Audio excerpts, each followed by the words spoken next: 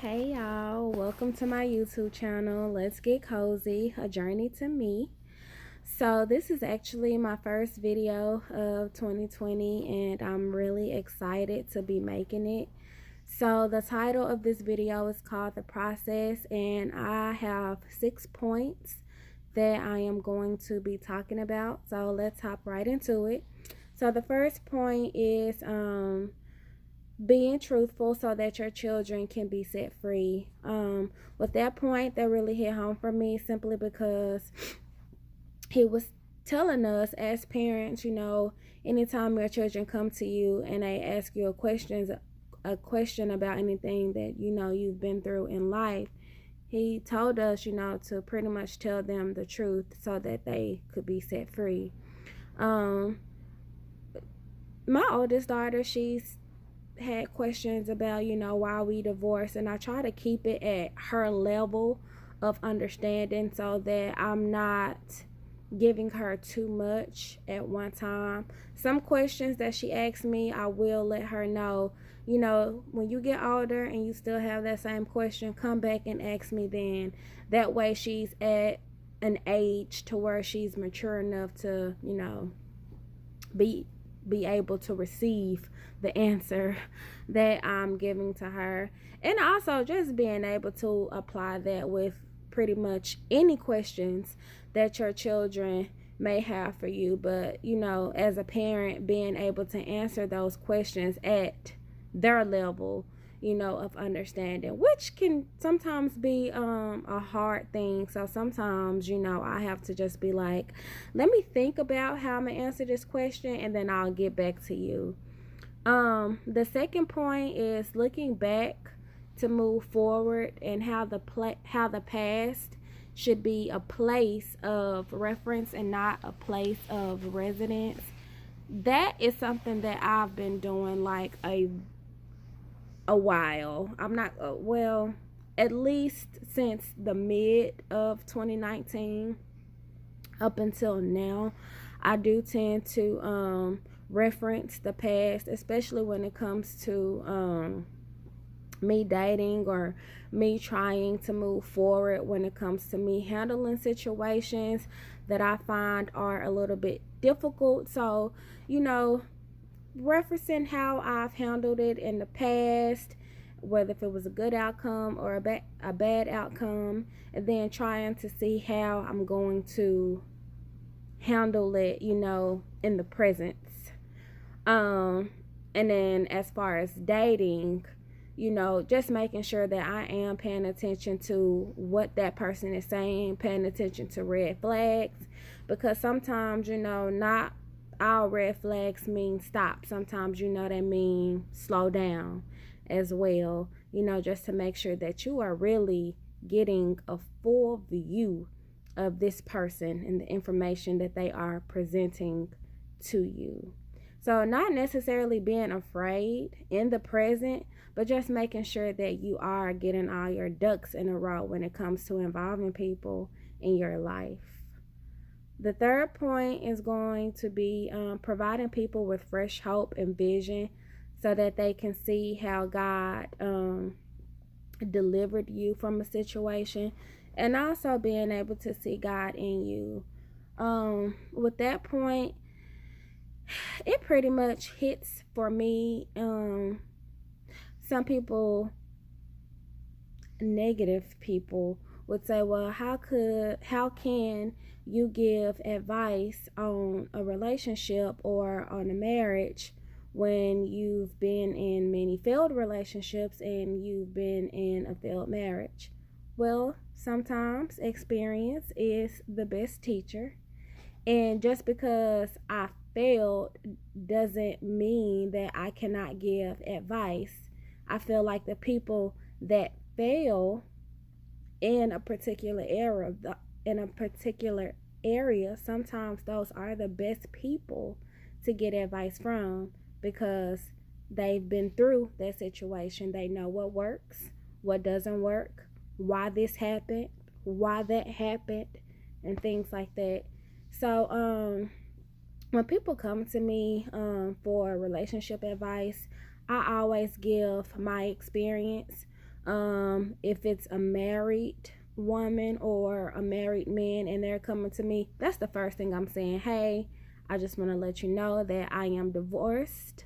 However, when I was in that situation, this is how I handled it. And I'm very honest, I'm very transparent, especially when it comes to why I divorced and why I say certain things that I say as far as advice giving.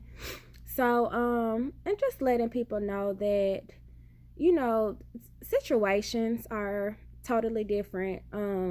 My situation is totally different from yours. When happened, this happened, when this was the cause, this was the effect. And just because that was the cause and effect for me doesn't necessarily mean that it's going to be the cause and effect for you. So definitely, giving my advice and then just letting people know, not to be afraid. There's a lot of people that are afraid to start over. And one thing that I learned and is still learning is never be afraid. And sometimes history is, history between two people. Sometimes history is not best. Sometimes it is, better for you to just end a relationship, especially if it's toxic, especially if the relationship is not headed in a direction of where it needs to be. Like, if you all continue to hold on, to the past and y'all are not working through the issues, then there's really not a point to stay in a relationship. So just letting people know, sometimes it is good for you to start over, and sometimes starting over is like the best thing that you can ever do in life. I'm 31. I was in a relationship for like 2.5 years before we got married, and then I was married for 2 years, a little over 2 years. Well, before we separated, but if we go through the whole time of when we actually divorced, then it was maybe like 2 years, about 2 years and 4 to 5 months, somewhere, give or take. And so, I'll let people know that it wasn't necessarily hard, but coming from a relationship where, all the bills are split, you having 2 incomes, you have help when it's available, and then going from all of that and then having to provide everything yourself, it can be hard. And sometimes people don't want to do that. But when 2019 came, I was like, you know what, this is definitely going to be a year of challenge, because I went from a 2-parent household to a 1-parent household, from being married to being single, from having help financially to having no help financially whatsoever. And so it really gave me the chance to see how I was spending my money, where my money was going, where I could stop spending unnecessary money. And it was just a very good situation for me. So when I tell my story, I make sure to include that, because you just never know. It could be the hope, it can be the encouragement that someone else needs. And I don't make a lot of money at all, and honestly, I don't know how I'm able to do everything that I do. I do it.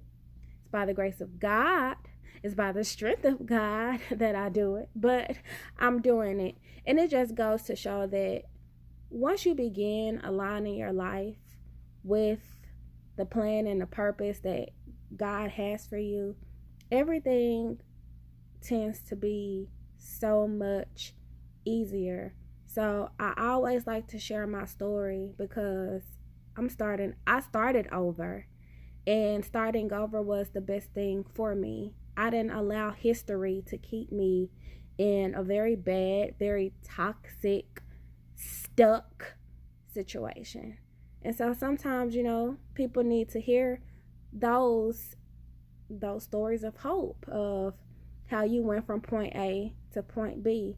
Now, it doesn't mean that when they hear your story, they're going to be like, bam, I know I can do it. Sometimes it just takes a little bit more time and effort for them to just really put themselves in a mind frame of, this is what I need to do in order to get this done.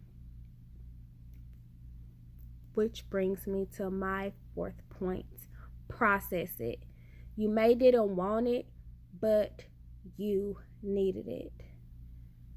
Anytime I tell somebody this story, they always say, well, if you knew that going in, why marry anyways? Because I was stupid. And that's literally the best, most honest answer that I can give to people. Like I said, I'm very transparent and I'm very honest. So when I was getting married, I knew that I was getting married to get divorced. But that was a lesson that I needed to go through in order to get to where I am now, especially when it comes to my dating life. I needed to go through everything that I went through in my marriage. Did I want to go through it? No. But I absolutely needed to go through the physical abuse, the sexual abuse, the emotional abuse, the psychological abuse. I needed to go through all of that in order to be exactly where I am. Like I stated, I didn't want to go through it, but because I chose that path, it was something that I needed to go through in order to see the bigger picture of life outside of being in a very bad situation. And so definitely processing everything that you go through. Definitely I had to process everything that I went through in that relationship in order to just be whole, in order to heal. So whatever you're going through, make sure you process it before you find yourself in another situation or in another relationship. And just know that it may not be something that you want to go through, but sometimes it is very necessary for you to go through it in order for you to look at things differently. My fifth point is asking God. Did you ask God if you should be with this person? Why? That's important, and not to ignore the signs. I was watching this one video by, I think it's called Talks with Stefan or Speak with Stefan or something like that. But anyways, I watched one of his videos, and he's a life coach or a relationship coach, and he was just saying that, you know, when he would counsel married people or people that were going through a divorce, that he would ask them, did they ask God if this was a relationship or a marriage that they needed to be in? And the answer that he gave was, sometimes people would answer no, they didn't ask God. And then sometimes people would say that they did ask God, God said no, and they still continue to pursue the relationship. Now, with that being said, I didn't necessarily ask God if I should marry him, but I asked God, I said, God, if this is not a relationship that I need to be in, show me the signs now before I even get married. God showed me so many signs that he was not the person for me, and each sign I ignored. And each time I asked God to show me a situation, when he would show me the next situation, it got worse and worse and worse over time. And I ignored all of those signs until I found myself married. Even in my marriage, I was asking God to reveal signs to me that I did not need to be in this marriage. And even with those signs, it got worse and worse. And then it really got worse when I was trying to get out of that marriage. So don't ignore the signs. Definitely pay attention to them. One Bible verse that I really like is devote yourselves to prayer, being watchful and thankful. And that is something that I do. Anytime I pray, I make sure that my eyes are open wide enough to be able to see how God is moving in my life, the people he's trying to remove. And when those people remove themselves out of my life, I do not try to get them to come back. I watch and I thank God for removing them at the time that he did. So that is something very big that I do now. And then my last point is what are you looking forward to? Write it down. Have a vision for your life and your relationships. Now, this is very big because anytime a new year starts, we do a vision board of like business, weight loss, things of that nature. You may see people do a vision board that may include dating or a ring or a baby, but for the most part, it's always like starting a business or weight loss or eating healthier, something that is just pretty much focused on us and us only. And so when I did that, and I was like, man, it would be really cool to just have a vision board with all aspects of your life. The first time I've ever done a vision board was 2019. And I'm not gonna lie, my vision board was literally all over the place. But I'm glad that I did it that way for the simple fact that it helped me remind myself of what my vision was for 2019. And just a couple of things I had on my 2019 vision board. I had divorce at the top of the line because that was the main thing that I wanted to get accomplished in that year. I had weight loss. I had traveling. I had a lot of Bible scriptures. Cleanliness was on there as well. Eating better, eating healthier, watching like the type of thoughts that I have. So my vision board for 2019 was like literally all over the place. And so anytime I felt stuck, I would literally go to my vision board and be like, okay, I'm on track. I'm doing this, I'm doing that. This is what I need to focus on now. And so by the time I started my weight loss journey, it was like maybe in July. So 7 months literally had passed before I started paying attention to, okay, I haven't started doing this yet. So let me start focusing on this. So I've been focusing on my weight loss since July of 2019. And also with me eating better, I've been focusing on that as well. So just making sure that whenever you are doing a vision board, to make sure that you include all areas of your life. What is your vision for your business? What is your vision for your goals? What is your vision for your relationships with people? Whether if it's business relationships, co-worker relationships,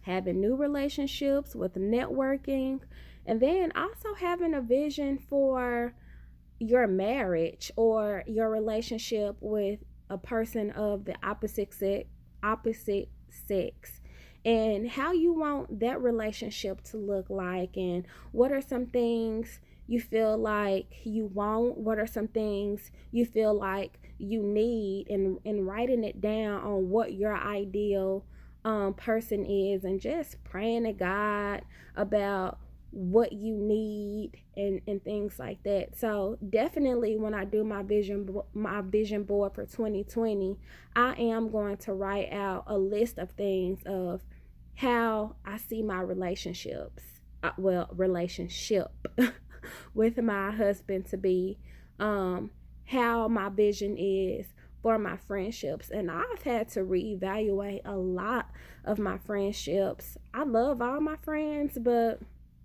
we're just not headed in the right direction. So sometimes, I just kind of handle them at a distance because I don't want to be connected to anything bad for, I know that's like a bad choice of words, but I just don't want to be associated with living a wrong life. I'm trying to live a life as close to right as I possibly can.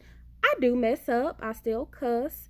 At times I still allow situations to get the best of me, but it's fairly less than more, if that makes sense. So just making sure that you have a vision for all aspects of your life. If you have kids, what is your vision for your children? Asking them, how do you want this mother-daughter, mother-son relationship to be? What are some things that you want to do this year? So having a family vision and things like that. So it's very important to just have a vision in all aspects of your life, and just processing everything that you've been through in order to just move forward, and knowing that this is life. Life is going to have its moments where it hits you very bad in some areas, and then some areas are very good. So just making sure that if you do have a bad moment, getting back on track sooner rather than later. A situation with me, I've allowed this one situation at work to just really get the best of me. And y'all, I have been in some situations to where the situation at work and the situation in my personal life, they didn't even come close. And the situation in my personal life was way worse than the situation in my work life, and I handled the situation in my personal life way better than I did with the situation at my job. So with that situation, I'm just really thanking God for bringing it to the forefront, and He continues to bring it at the forefront to let me know that, hey, your attitude is something that you still need to work on because you're not all the way there yet. So I continue to work on my attitude, and that's definitely something that's on my vision board as well. Well, on my 2019, I haven't done my 2020 yet. So, yeah. But all in all, life has been very good. It's been challenging, in some areas, but for the most part, it's been very good. But yeah, I challenge you all to just really get in there, really reevaluate, refocus, and reset.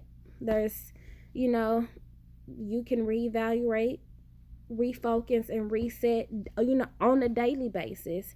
And sometimes I have to do that 4 to 5 times in one day because I get easily distracted. So with all that being said, y'all, just make sure that you are being truthful. Make sure you are using your past as a place of reference and not a place of residence. Continue to provide people, with fresh hope and fresh encouragement and fresh vision. Process, I cannot say that enough. Process all of your hurt and make sure that you are really healing and really becoming a whole individual. Consult with God and write down the things that you are looking forward to. Write it down, remind yourself of whatever it is, and just continue to go from there. And know that everything in life is not from scratch, it's from experience. So move forward, continue to move forward, and don't be afraid to move differently. Sometimes we need a difference in our lives in order to get to the place of where we need to go. So that is it. Don't forget to like, comment, and subscribe. Please share my video as well. And I look forward to meeting with you all again. That's it for now.